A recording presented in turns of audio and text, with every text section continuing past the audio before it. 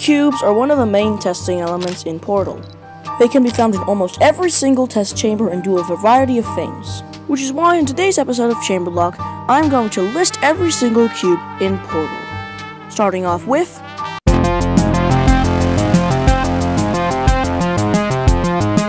The basic cube is one of the first testing elements introduced in Portal. They could be used to press floor buttons, cube buttons, they could stop lasers, and they can ambush turrets.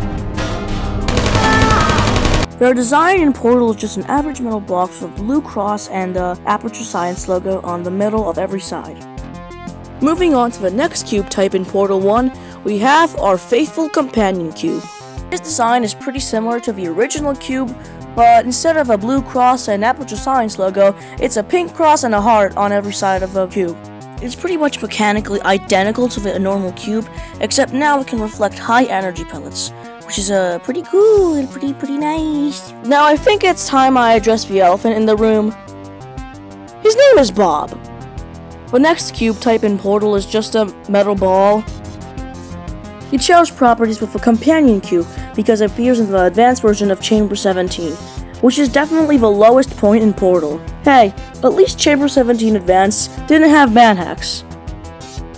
Oh, what now? Another cube variant I'd like to mention is the Skull Cube, which doesn't actually originate from Portal, but instead, Portal's still alive. The Skull Cube is like your companion cube, but evil! Epic rap battles of history! The companion cube versus the Skull Cube. Begin!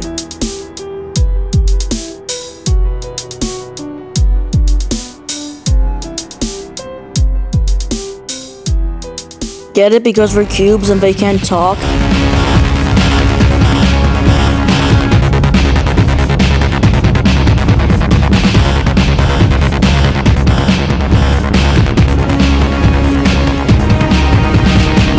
In Portal 2, all previously mentioned cube types reappear, with a new coat of paint.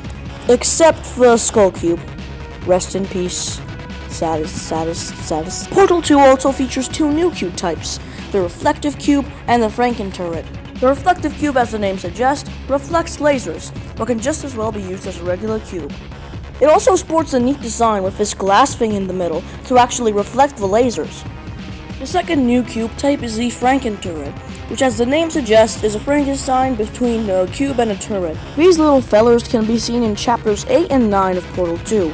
Oh, that's funny, is it? Oh, it's funny, because we've been at this for 12 hours, and you haven't solved it either, so I don't know why you're laughing.